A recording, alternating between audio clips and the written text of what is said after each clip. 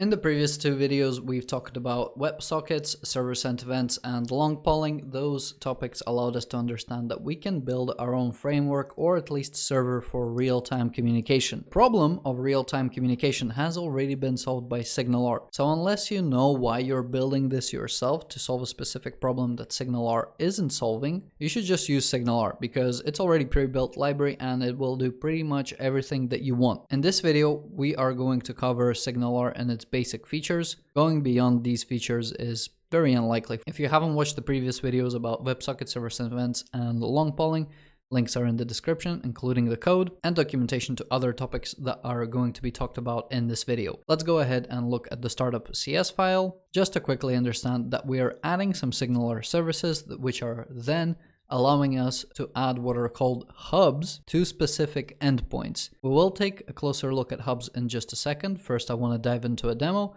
but just understand that on routes/custom and on routes/groups, we have some hubs mapped to them. Then first, for the demo, we're going to take a look at an index.html. What index.html is going to do is it's going to create a new connection using the hub connection builder from the SignalR namespace that's coming from the SignalR.js library. Again, refer to the documentation if you want to know where I got this from.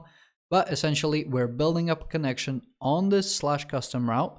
So we're going to be targeting the custom hub here, which we'll take a look shortly. We are subscribing to hooks, and I'm going to refer to these as hooks. These can have many names. They're called actions. They're called handlers, functions, methods. I'm going to call them hooks just to make things a little bit more complicated. So if you're in controllers, this is called an action. If you're using Razor pages, it will be called a Razor page handler. Here, I'm going to say that you're hooking into because we're constantly listening. The feeling that I'm feeling here is that the client is going to be constantly listening. So it's hooking to an event, or the server side is also hooking into an event on the client side. Specifically, what we're saying here is that the connection is hooked to a hook called client hook. Another event that we're hooking into is called client function name. How these two are triggered, we'll take a look at in a second, but when these events are triggered, remember we're hooked into them, and whatever data is going to get sent down that event pipe or that connection, we're just going to log it, and we're going to understand that, okay, that is what's causing data to appear on the other side. Bear in mind, when we build up a connection, that doesn't mean it's started. So we have to start it manually. And once it's started, we do get a couple of values here. In order for the client side to send messages to the backend, we have to use either send or invoke. You're going to know the difference in just a second. Otherwise, I have some convenient functions here to trigger an HTTP call to the test controller to call the send endpoint on it. And otherwise, I just want to send something down the connection, the SignalR connection that I have. Let's go ahead, open up the web page. Here I am on the route of 5000. My server is running. And what I'm going to do first is I'm going to go to index.html. We're going to see connected get logged. Coming back to the code, this is what is causing connected to get printed. So at this point, we are listening on client hook. We're listening on client function name. And what we've actually done here once we've connected is we've sent some data to a server hook. So we've sent ID1 and message we've connected. Let's go ahead and take a look at the custom hub. On the custom hub, we will find a hook, or you can call it an action, you can call it a handler, method, function, whatever name the hook has. This is what corresponds to this name here.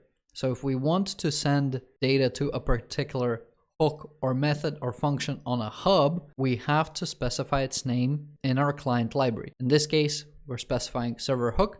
This is the data that we're sending. And the custom hub, this is the server hook. This is where we're sending. And the data that we're sending, this is a class that I've defined. It's a record that has an integer ID and a string message property. So two properties. All we're doing is we're logging it. And because it's a record, it actually gets printed quite nicely in the console. So receiving data, data ID, and message we've connected. So this is what gets printed here. Now let's take a look at ping all and self ping. The way that I'm going to trigger these two methods on this hub is on the index.html page.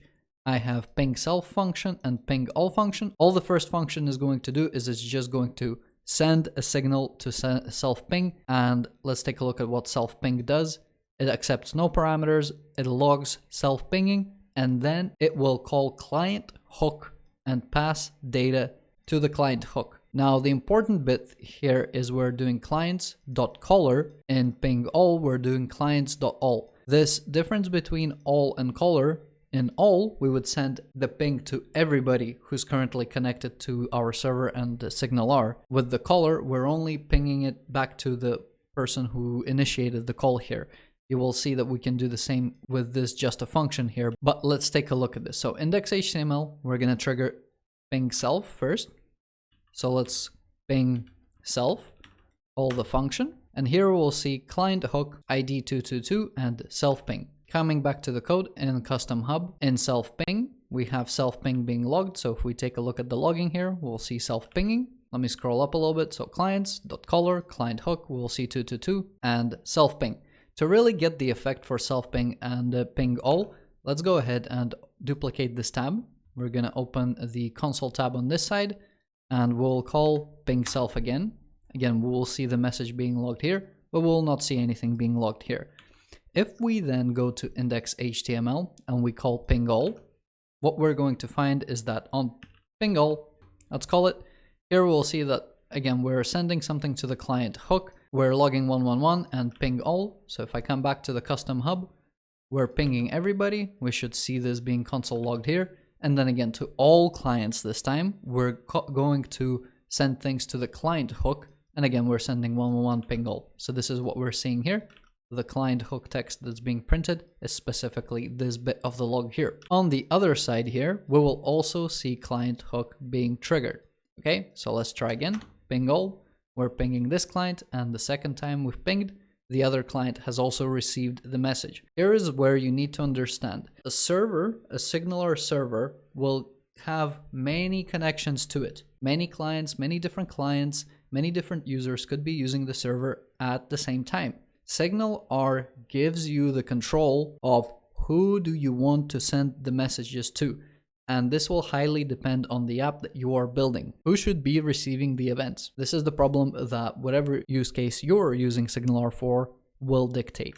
Let's keep looking. Another thing that you will see here is trigger fetch. And fetch is essentially AJAX, asynchronous JavaScript. And what we're going to do is we're going to send an HTTP request to a controller. Here I have a test controller where we're mapping to the /send route. And we're just sending some data. This is going to trigger to the client function name. We can copy the name into index.html, Control F, Control V, paste it, and we'll see that we're already listening on this client function name. We're listening for this event and we're waiting for data to arrive here.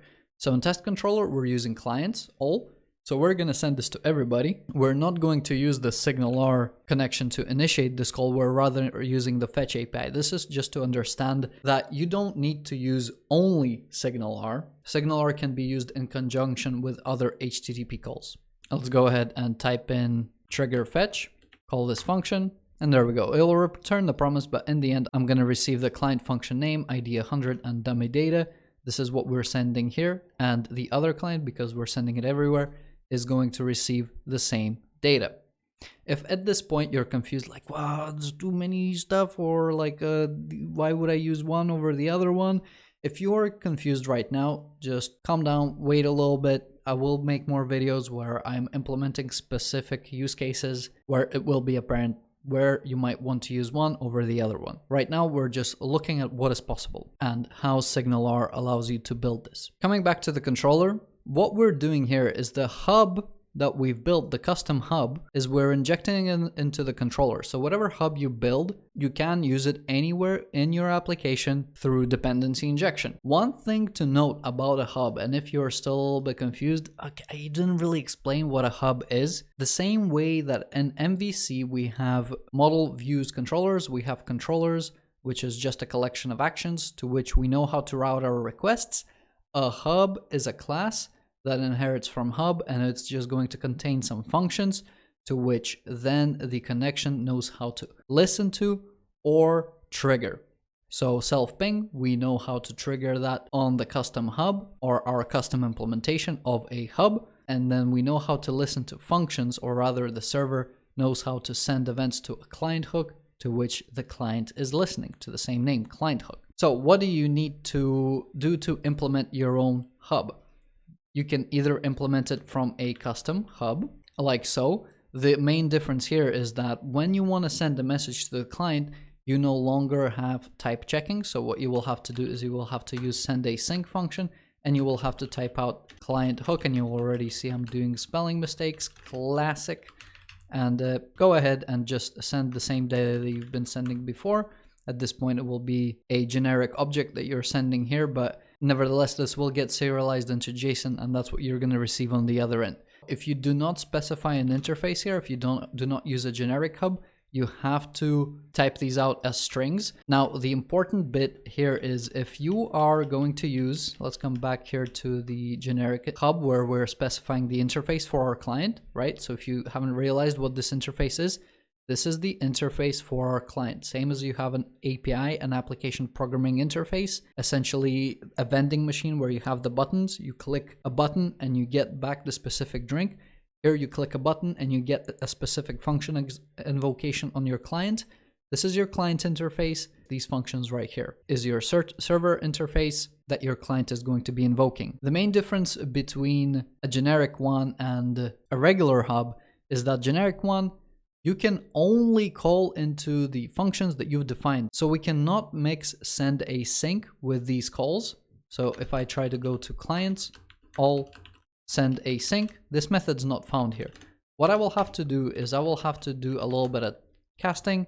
In this case, this I will have to use it as hub, where I will now have the hub where I can go to clients, all, and send async. But at the point where you're using an actual generic implementation with the client interface definition, you should be implementing these methods, right? So if you still have a generic interface, do notice that what I'm injecting into a controller, I'm still using send async. I do have a custom hub. I do not inject a hub context which contains the iClient interface.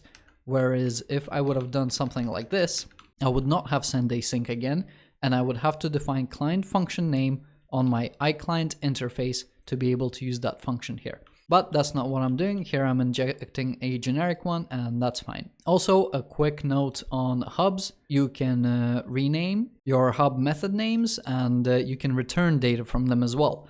And if you want to consume the return data on the client, you have to pay attention. You cannot use send. You have to use invoke. So what we're going to do is we're going to trigger with return now, and this is going to basically give us some data that it's going to return. So if we, again, look at the custom hub here, we will see that we're returning data. And I mean, here it is, right? So this is the data that's going to be sent here. What is it? Return data from just a function. And just a note that we are triggering invocation with return. So this is what it's being renamed to. We're not triggering just a function. It's just its name here, okay? So there's a couple of things that are happening here, but nevertheless, let's go ahead and trigger this. So here we will do with return. Let's call this, and in the promise that's returned, this is what we're getting. We're not sending anything down any connection, we're just returning the data. The main difference between invoke and send also returns a promise, but that promise is resolved at the moment where the data is sent. So as soon as we send the data, the promise resolves. With invoke, the promise resolves only when we get data back from the method that we've invoked. So if we're sending something to invoke a method, the promise resolves only when we get the data back. The send resolves as soon as we send it. And that's the main difference between using send and invoke. Invoke is whenever you want to get data back. Send is just if you just want to send it. Now, as with this WebSocket connection, what we can do is we can click on this and we can see in the messages all the data that was being sent and received all this time. You will see a couple of empty ones. These are essentially just pings. So SignalR service is just pinging itself to make sure that the connection is still alive. But nevertheless, that is what's going on there. Now, one thing that I want to show here is that we can subscribe and unsubscribe from connections while they're running. So for example, connection on client hook. So if we are listening to client hook, it's going to send us events and we're going to keep listening to it. So let's go ahead and call trigger fetch. We are essentially sending data here on client function name right here. So let's copy this name. We do have access to the connection here. And what we're going to do is we're going to trigger off. So something happened in our application. We've navigated away from a page. We no longer want to listen on this event. Let's go ahead, stop listening to it. So now if we go ahead and trigger another fetch, We come back here, and I have noticed, but I've copied the wrong things. I haven't actually copied client function name. So let's do it again. Okay, I'm confident I have it on my clipboard this time. Let's go ahead and actually unsubscribe it now. Let's trigger another trigger fetch. And yeah, this time we've stopped listening to it. Before we've been logging the client function name. What we can do is we can connection on and say on this thing, now that our state of the application has changed again, the data that we're going to receive, now we actually want to console log it with something like Bazinga here. And yeah, let's just still log the data. And now we've resubscribed to the event. Again, we can come back here, re-trigger the function, and look here. And now we're logging the same data, but instead of client function name with Bazinga. So we've unsubscribed and resubscribed to event, changing what we're actually doing with handling that specific hook or that specific event. So the things that you've defined here, you don't need to define them before you start the connection. You can unsubscribe and subscribe to hooks or events at runtime as your connection is already open. As we've seen from the first couple of videos, we understand how that is happening. The connection is established and it's only one connection. These methods that we're triggering, they're all going down the same connection. The data that is being sent back and forth includes the information about which method on the hub should be triggered. We can reconfirm this by going to the WebSocket connection here. Let me scroll down this console here and we'll open one thing that we've received here. So we'll see the big blob of JSON that we're getting here. Type 1 target, so we know where we want to send the arguments that we have supplied here. So the arguments only contains one JSON object, and this is where we should actually inject those arguments into. Hopefully that makes sense. Let's go ahead, come back to the application here. Yeah, the only thing that I wanted to specify here is you have hooks on your server, so when a client is connected or disconnected, you can do some setup or cleanup processes, whatever you want. But on the custom hub, I think, yeah, I guess the last bit that is worth covering is the clients. So on the clients, we have all and we have caller. And then what we have is other options like client, clients, group, groups, user or users, all except. So again, as I've said, SignalR lets you decide who do you want to send messages to, and it does so in a very fine-grained manner. You can pinpoint, say, I want this, this, and this person based on whatever criteria you decide in your logic. But otherwise, let's take a look at what you need in client and clients right here. What you have to do is you have to specify a connection ID. So for some kind of connection, we want to go ahead and invoke a specific function. If we say clients, so we want to send things to multiple clients, we have to specify a list of IDs, of connection IDs. If you are thinking about like, what's this connection ID? Well, the connection ID is a piece of information that is available from the context. The context is not an HTTP context. The context is actually a hub caller context. It's similar to the HTTP context in the controller, but it's basically just for the hub. On the context, what you're going to have is a connection ID. A connection ID is not the same as a user. A user can have 3 or 4 devices or maybe one device, but essentially all of those devices are going to have a specific connection. Let's say I'm on a browser and let's actually log this. This will be a little bit easier to understand. Because we're calling server hook as soon as we connect, let's go ahead and also log another parameter here where I'm going to log connection ID. We're going to open the logs and I'm actually going to restart this. I'm not using .NET Wash Run because I'm silly. Now that that's started, let's go ahead and come back here. What I'm going to do is I'm just going to refresh the page, right? And here's my connection ID. I'm going to refresh it again. I may be logged in as the same user, but the connection ID is constantly changing. So whatever you do, you need to be able to track this connection ID if you want to be confident you're sending things to the correct client all the time. We are going to cover authentication a little bit later, but to understand this connection ID is at play, and I'm going to show you how to work with this connection ID and some of my examples later. Finally, let's go ahead and take a look at another way that we can segregate users specifically into groups. And for this, I have a separate groups hub to show you as an example. let's close everything here. We're gonna reopen startup and we're gonna open up groups. Group hub is a regular hub implementation. All we're doing is we're just gonna use send async. We're not using any typed client methods. You have two functions. Groups is an object that's present on the same side as clients. Here we have access to groups, and if you want to add a user to a group, and by user I mean a connection, how you get this connection, you can either get it raw like I'm doing here, or wait for the example videos where I'm going to show you how to correlate this connection to ID to a user. And even though the user will keep refreshing the page, you're gonna know that these different connection IDs are still from the same user. Nevertheless, let's go ahead and take a look at this example. We're gonna come back to the web page. We're gonna go to groups. Here we are on the groups HTML side. Really simple. We're opening up a connection and we're instantly hooking into group messages, and then we're just logging this data. And then again, when we start, we just say we're connected because it's nice to know that we're connected. We can say that we want to join, leave, or message the group, and we're all sending this down this connection. So join, leave, or message. If we call in group hubs, if we go join groups, add to group async, we're adding the current connection to a group called group name. And then we want to leave this group with this connection ID, right? So if we are in this group, we're going to leave it. If we're not in this group, we're going to join when we call join. And when we trigger message, we're going to send a message to all the connections in this group. And this is just, a secret group message. And group message is, again, the hook that we're listening to. Let's go ahead and check this out. I'm going to duplicate the connection a couple of times and not press that button. Let's open up this here again. Let's remember we have join, leave, and message. If we come back to the console here, because, well, let's say I want to join a group and then I want a message. I receive the message. The other clients don't because they're not part of the group. As the middle client, let's go ahead and send a message. We're not part of the group, but this other one, there are no restrictions on who can send things to what group. Again, this is the logic that you're going to have to implement, but because this person is in this group, they're receiving these messages. And let's go ahead and join the group as this person.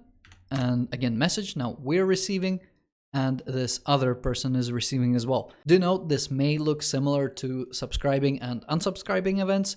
However, the main difference here is that this logic is not controlled in the client, where you don't have any control. It's living on your user's side where they can do whatever they want. So it's technically not secure. If you're maintaining these groups on the client side, do maintain them on the server side, where if the user manages to get through and hack groups in some kind of way, is your fault for not implementing it correctly. Now, we've joined the group here, we've joined the group here. Let's go ahead and finally, the last person, we can't leave them out. We'll join the group here and then we'll say, hello, right, message. So this person's receiving a message, this person's receiving a message, and this person's receiving a message. All of these people are in the same group.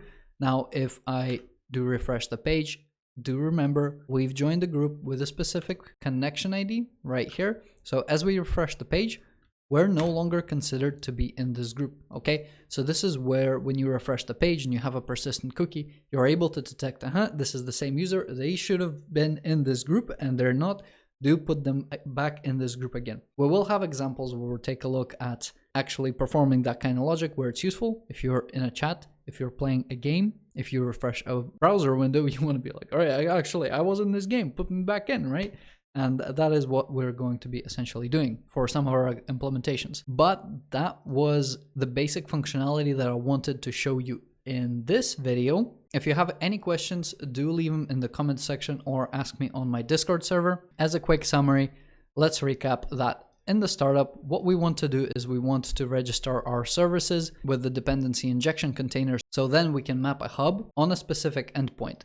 A hub is an implementation of a hub or a generic hub class which contains methods which can then be invoked by a JavaScript client, or, as we'll find out later, there are some other clients that exist, or a custom client that we've built entirely. If our hub wants to invoke methods on the client rather than the client invoking functions on the hub, what we have to do is we either have to specify the names of the functions ourselves in strings, how we do it in this controller with a very generic send async, or we provide them on the typed interface, which is then part of the generic hub class. So all in all, a hub is just a way to map functions to a route to which a client SignalR library is connected to. In my eyes, explaining it is not as simple as seeing it work and trying to implement it yourself. Anyway, thank you very much for watching this. Again, remember to ask questions, check the links in the description, and have a good day.